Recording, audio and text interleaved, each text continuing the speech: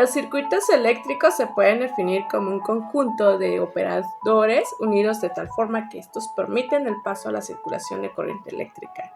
El circuito eléctrico permite conectar diferentes elementos de consumo eléctrico, posibilitando el funcionamiento de los mismos.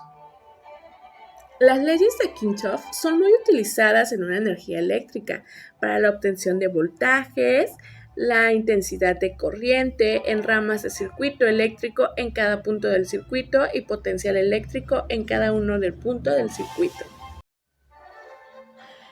La primera ley, la ley de corrientes Kirchhoff, postula que la suma de todas las corrientes que entraron en nodo tiene que ser igual a la suma de las corrientes que salgan de él.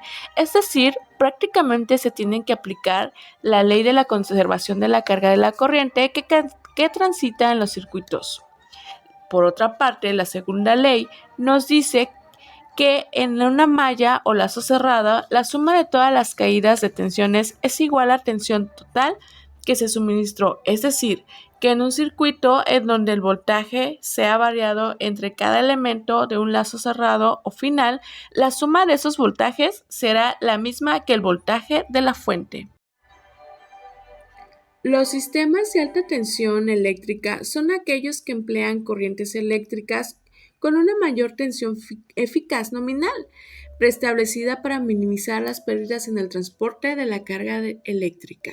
Las instalaciones eléctricas de alta tensión se emplean para transportar electricidad a grandes distancias, desde los centros de generación.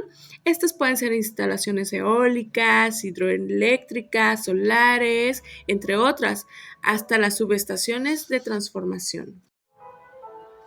Los circuitos eléctricos se pueden definir como un conjunto de operadores unidos de tal forma que estos permiten el paso a la circulación de corriente eléctrica. El circuito eléctrico permite conectar diferentes elementos de consumo eléctrico, posibilitando el funcionamiento de los mismos. El método general de análisis de circuitos se basa en analizar las ramas del circuito para ir encontrando el voltaje y corriente que hay en ella. Si se hace esto, se puede iluminar la rama, pues se tiene la corriente y voltaje en el nudo en la cual la rama se une. Para encontrar las ecuaciones se puede recurrir a lo siguiente. Primero, aplicar las ecuaciones de la rama. Segunda, aplicar la ley de Kirchhoff o ecuaciones nodales. Y tercero, aplicar las ecuaciones de la segunda ley de Kirchhoff o ecuaciones circulares.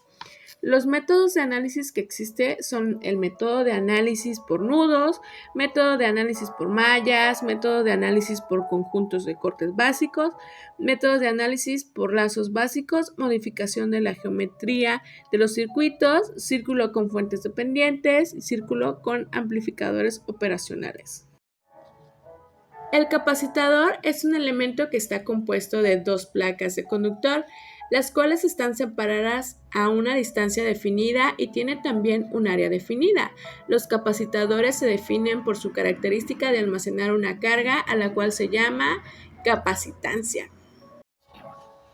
Los capacitadores pueden ser utilizados para mejorar el factor de potencia en los sistemas eléctricos, lo que permite una distribución de energía más eficiente y reduce la pérdida de energía.